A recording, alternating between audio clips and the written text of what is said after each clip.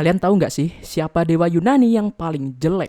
Aku punya jawabannya, tapi perlu dicatat. Meskipun doi ini punya tampang yang pas-pasan, bahkan cenderung kurang, tapi dia ini adalah suami dari Aphrodite, sang dewi cinta yang cantik banget. Inilah kisah Hephaistos. Jadi dikisahkan doi adalah dewa yang terlahir tanpa ayah, tapi punya ibu namanya Dewi Hera. Tetapi sayangnya nasib buruk mendatanginya saat dia baru lahir. Ibunya sendiri yaitu Hera melempar Hephaistos kecil dari surga karena memiliki wajah yang buruk rupa. Ya karena memang Hephaistos sendiri terlahir dengan kekurangan fisik yang tidak menggambarkan dewa sama sekali. Cuman ya jahat banget ya kalau kayak gini. Akhirnya Hephaistos kecil terlempar di Pulau Lemnos. Karena jatuh dari surga itu, akhirnya membuat Hephaistos lumpuh. Dia akhirnya dirawat oleh Thetis, seorang dewi lautan yang juga merupakan ibu dari Achilles. Setelah dirawat dan beranjak dewasa, Hephaistos mulai menunjukkan kelebihannya, yaitu doi jenius dalam membuat senjata, menempa, dan mendesain peralatan. Setelah itu, dia akhirnya membuat bengkelnya sendiri di bawah gunung berapi. Berita kelihayan dan hasil kerjanya ini akhirnya sampai ke Olympus.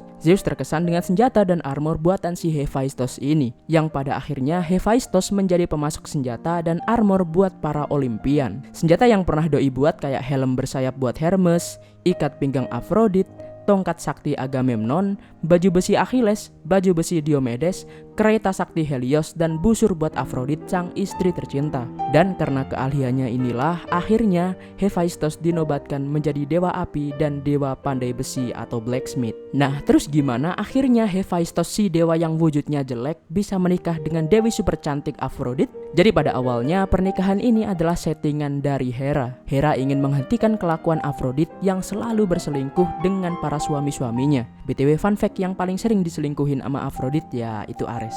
Yang gatel adalah si Aphrodite ini nggak selingkuh sama dewa tok, tapi sama manusia juga. Jadi kayak Zeus versi cewek lah. Pokoknya cakep ya disikat. Setelah geram dengan kelakuan Aphrodite ini, akhirnya Hera menjebaknya. Hera meminta bantuan dari dewa Dionysus untuk membuat sebuah minuman anggur yang mampu bikin Aphrodite tidur. Setelah tidur, Hera menaruh Aphrodite di atas kasur milik Hephaistos. Saat bangun, Aphrodite ternyata udah masuk ke perangkap Hephaistos. Ternyata di atas kasur itu ada jaring yang khusus ia buat untuk menangkap penyusup. Tapi bukannya dapat penyusup, malahan dapat seorang dewi cinta yang cantik banget. Rezeki emang datang di waktu yang gak terduga. Si Hera juga gak tahu ternyata di kasur itu ada jaringnya. Ya maaf. Setelah itu Aphrodite menatap ke mata Hephaistos dan melihat kemurnian cinta yang dimiliki Hephaistos. Dalam matanya terpancar cinta yang luar biasa hebat yang berbeda dengan mata semua lelaki yang pernah Aphrodite lihat.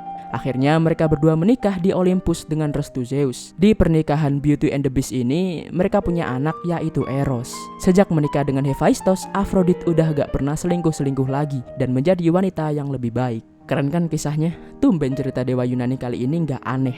Malahan ada pelajaran penting yang bisa kita ambil, yaitu tentang ketulusan dalam hubungan. Gak penting kamu mau sejelek apa, yang penting adalah ketulusan hatimu untuk mencintai wanita yang kamu sayangi. Saling menyayangi satu sama lain bakal menghapus semua kekurangan kita. Dan untuk waktunya, terima kasih ya.